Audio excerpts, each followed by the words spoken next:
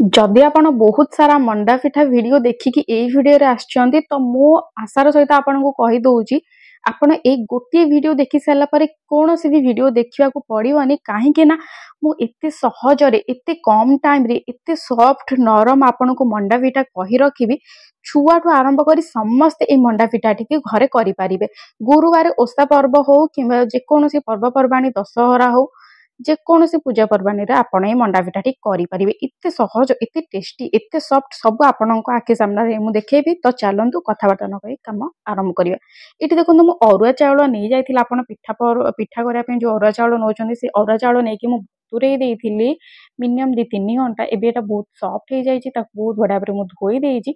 याको हमें कोन करिया ग्राइंड करिवा। आपण पाखरे जे कोनोसी अरुआ चावल अछि आपण ताको नै परिबे। पानी रे बतुरे देले सेटा कोन हेइथाय सॉफ्ट हेइथाय आ ग्राइंड करबा द्वारा बहुत ही चिकन बडा भाबरे आसी जाय थाए। आपण चाहिले सिलुपारे मध्ये बाटी पारिबे। जदि ग्राइंड कराउ चाहउछन त एई परिका भाबरे पानी टिके देकी बहुत बडा भाबरे ताको फाइन पेस्ट करि देबे।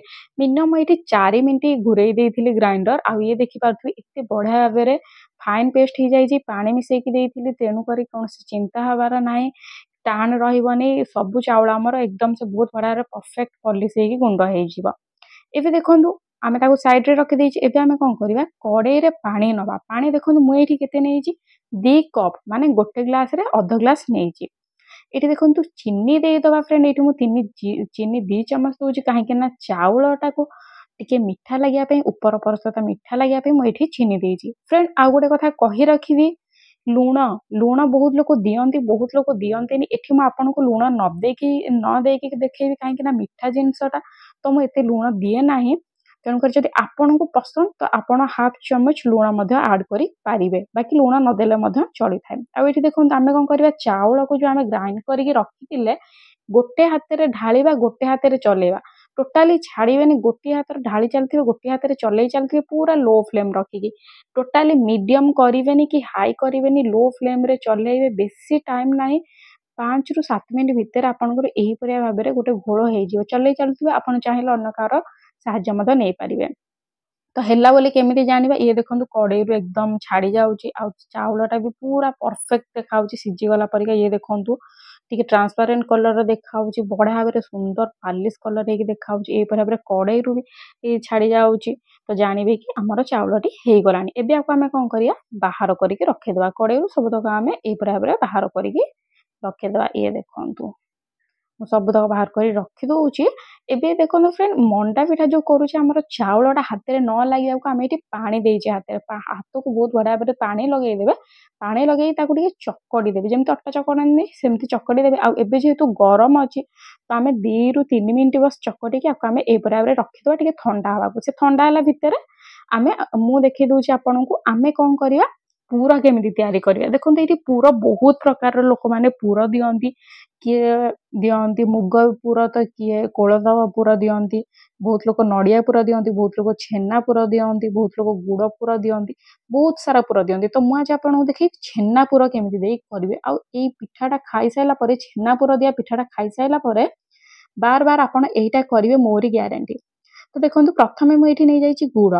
मु तो ए नॉर्मल गुड़ नैछि आपन पाखरे जे कोनोसी गुड़ अछि से गुड़ आपन नै पारिबे। भेली गुड़ थिले मत भेली गुड़ भी नै पारिबे। पानी गुड़ थिले पानी गुड़ भी नै पारिबे। नै कि आकु कोन करिवे बेसी नाइ 4 चम्मच एठी पानी दे देबे। देखि पाउथे मु जेमति पानी देइछि एठी आपन पानी दे देबे। खाली गुड़टा मेल्ट होवा पई एठी हमर पानी दबार अछि। ये मेल्ट हे गलानी।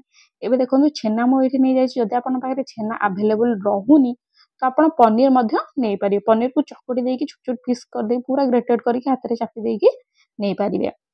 जदि आपन को पनीर जदि आपन को छेना पूरा पसंद नाही तो आपण कोन करिवे नड़िया टी को ग्राइंड करि दियंतु। हम छेना जगह रे नड़िया ही पकांतु आउ किछि नाही सेम प्रोसेसिंग रहइबो। खाली छेना जगह रे नड़िया टी पकांतु जदि आपन को छेना पसंद। किंतु मु कहूची मो अनुसार थोरे एटा खाई के देखंतु बहुत लोकन को पूरा पसंद न एटा खाइबा द्वारा बहुत लोकन को पसंद आसी जिवो मंडा पिठा। तो देखंतु फ्रेंड एटा लास्ट ऑप्शनल थिला मु चेरी पकेइछि काटी के जोटा खाइबारे क्रंचीनेस आस्ते आ बहुत टेस्ट लागि थाए। एते बेले मु गैस टा बंद कली तापरे मु एठी हमर चेरी टिके पकेइ देछि 6 रु 7 टी चेरी नेथिल छोट छोट पीस करी काटी देछि जोटा ऑप्शनल अछि। तो याको देखंतु गैस हमें बंद कर देबा हेइ गलानी हमर रेडी 2 मिनिट रे छेना पूरा रेडी हेइ गला।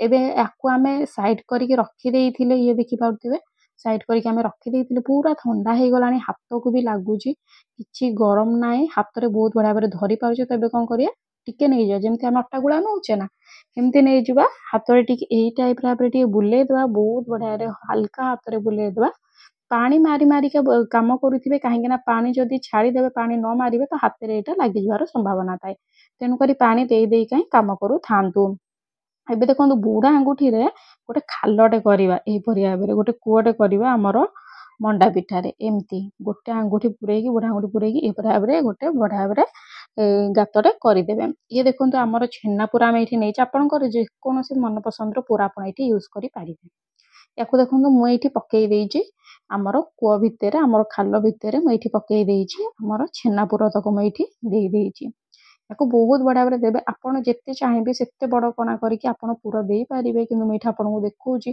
छोट सैज मंडा पिठा मुझे करुँची तो छोट सैज देखुची कहीं छोट सैज खाया भी बढ़िया टेस्ट लगी था तेज देखूँ पूरा ऊपर हे बुढ़ा आंगुठी रखिकी चापी चापी दबा ऊपर एपटू मोड़ी चलता ये देखो जमी आपको देखुची ठीक से परिका तापर ऊपर ऊपर एमती करदेकी ताकू आमे चापी दबा ये गला एबे आको कौन करिया पॉलिश केमती करिया दी हाथ रे पानी लगेई दबा सेम पानी टोटाली छाड़ंदुनी पानी लगेई दबा पानी लगेई एमती एमती करके बुलेई दबा आपण टोटाली घिओ तेल टोटाली यूज करंतुनी बस पानी रे यूज करंतु काहे ना गोटे हेल्दी पिठा होता है तापरे एते माने शीत दिन रे एई पिठाटा बहुत करा जाय थाए बांफ दिया पिठा बहुत बढ़िया लगी था मंडा पिठा तो ये भाई करंतु तो मैं आपन को ना करके देखी दूची 3-4टा मैं आपन को प्रथम ये 2-3टा करके देखी दूची ये देखो हे गलानी गोटे आपको बोधे द्वितीयटा को भी करके देखो दूची आपन हाथ को देखंतु बहुत बढ़िया भाबरे तो आपन जानि परिबे।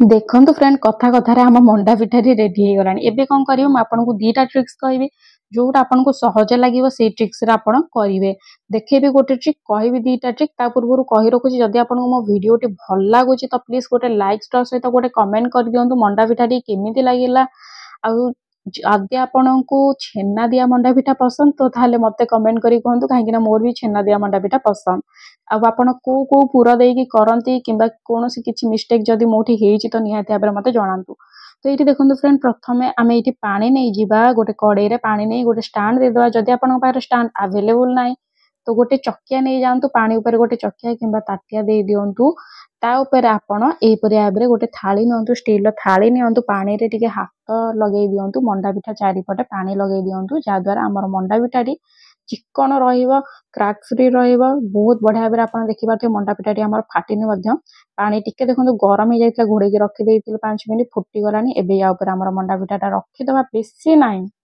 मात्र 10 मिनिट मीडियम फ्लेम रे ताकू घोड़े दबा बांफ सब तक पसी जो आपण चाहिले फ्रेंड इटिली छांचरे करि परिबे तो म आपन को आ गोटे ट्रिक कहि रखुची जदी आपण घोड़ा घोड़ी करा को चाहनाते तो कड़े रे पानी दे देंतु पानी टिके जेमति फुटी जीवो पानी फुटी गला परे मंडा पिठा दे दियंतु 5 मिनिट रखंतु गरम फुटुथिबा पानी रे रखुंतु 5 मिनिट पर छाणी दियंतु से भी बहुत सहज बहुत शीघ्र हो जाय थाए मंडा पिठा ये देखंतु एते सॉफ्ट एते स्पंजी हेची हमर मंडा पिठाटी छोट छुआ आरंभ कर समस्त या करि परिबे आ एटा खाइबा एते टेस्टी कौन कहबी तो यही गुरुवार जदी मंडा पिठा एमिति करि नांती था केमिति करिवे तो ये गुरुवार माणबसा गुरुवार निहाती भाबरे ट्राई करंतु बहुत बढ़िया लगी था बहुत टेस्ट लगी था माँ लक्ष्मी को मध्य ए मंडा पिठा अर्पण करंतु बहुत ही सुंदर लगी था बहुत देखा भल लगी था सांग साथी कि फैमिली मेंबर जहाँ को भी मंडा पिठा करि आसीनी कि कष्ट लगे मंडा पिठा करिबार सेमानक सहित आपण शेयर करंतु